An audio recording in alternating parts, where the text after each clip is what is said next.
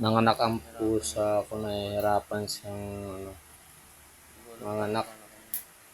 Kanina, nasa taas pa yan.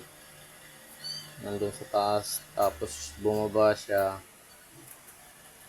Lumalabas na yung baby niya. Hindi siya mapakali kasi ayaw lumabas. Baliktad yung ano. Baliktad yung baby niya na lumabas. Una paa. Diba dapat pag nanganak, unang ulo? Tama ba? Baliktad eh. Kaya nahihirapan siya. Ayaw lumabas ng baby niya. Kaya hindi siya mapakali. Yan ang unang baby ng aking pusa. Yan. Unang baby yan. Unang panganak niya yan. Kaya nalapitan ko. Tulungan ko pagkano mga ano. Yan. So yan ang baby niya. Ayaw lumabas kasi baliktad. Kumbaga sa tao ay suwi yung ano. Yung panganak. Kaya hirap na hirap siya. Hindi niya may lalabas. Kanina pa yan, nasapitan niya yung baby niya eh. Ayaw lumabas. Kaya tutulungan ko siyang mamano mailabas. Mamamatay yung anak mo, hindi makalabas. Kailangan mailabas niya yung ano. Kaya ito, Yung anak mo, ihiga. mamamatay yan. Yan. Tapos, dandanin ko na Sige. palalabasin yung baby niya para Sige. kasi hingal na siya eh. Para nangihingi siya ng tulong. Kasi ano, kanina iyak na iyak siya eh. Siguro nahirapan siyang ano, ilabas yung baby niya. Kaya ganyan. So, abangan nyo guys. Lalabas natin yung ano, baby niyang aking pusa. Kasi hirap na hirap siyang ano, ilabas. Sabi ko sa'yo eh.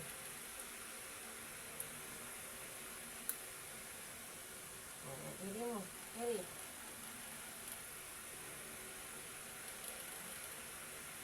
Sige. Labas na.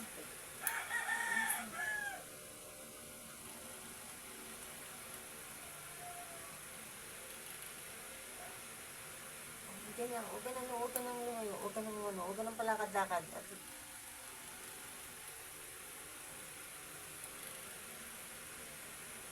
Ayan na, konti na lang, malapit na siya lumabas. Ito na nga guys, nailabas na namin yung ano niya. Kaso pagkapanganak niya, umalis naman yung pusa ko. Iniwan niya yung ano, yung baby niya. Yan, kaya ito. Lilipat ko, pupunasan ko ng kasi iniwan niya eh. Dapat yan, dinidilaan niya, di ba? Balot na balot yung baby, kaya ang ginawa ko yan, tatanggalin ko muna yung ano, mga parang nakabalot sa mukha niya para makahinga siya. Para makaano yan.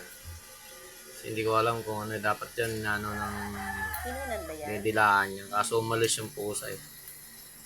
Lumipat. Hindi niya nintindi yung ano niya, yung baby niya. Ayun o. Siguro nahirapan siya kasi unang panganak niya to eh. Yan, kaya ako muna magpupunas. Na ito, tatanggalin ko lang yung ano, yung mga nakano sa mukha niya para makahinga siya kagad. Kasi dapat didilaan niya yan eh. Kaso hindi niya ano, hindi niya dilaan kaya ano. Pero yung pusod niya, hindi ko alam kung paano gagawin. Paano yung pusa natin? Pero siguro babalikan niya mamaya. Ma-recover lang yung ano, pusa ko. Yan. Ang cute ng baby niya, ano, kakulay niya rin.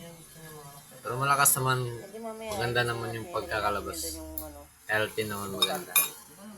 Yan guys, abangan nyo yung ano dyan ah. Kaya bumaba siya. O yan, Kanina sa ilalim ng mamaya babalikan niya yan para siguro hindi niya kaya. Kita mo di ba? ilalapit yan sa kanya Bumaba siya mamaya. kanina nung yung kalahati ng ng anak niya nasa petan niya na. Hindi niya siguro kaya mag-isa.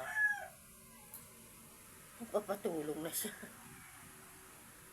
Oo.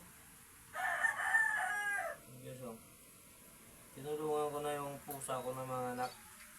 Ay, umiyak na yung pusa. Ano ko, Kinuha na.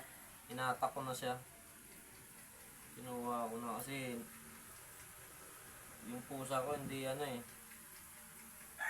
Ayaw kahapon na siguro.